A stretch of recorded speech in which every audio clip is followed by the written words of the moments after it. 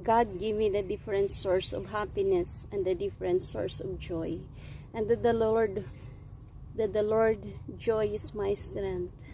At dito ko rin na ibubuhos ang aking mga stress.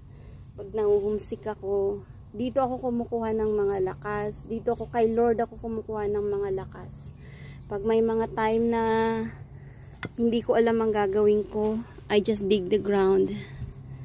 After all, naiisipan ko ng magtanim.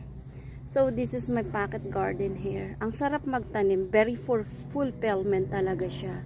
Lalo na pag yung mga tinatanim mo ay nakikita mo na nagbubunga, they're bearing lots of fruits. Just like my faith bear lots of fruits.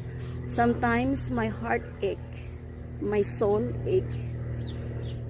But at the end of the day, just me and God.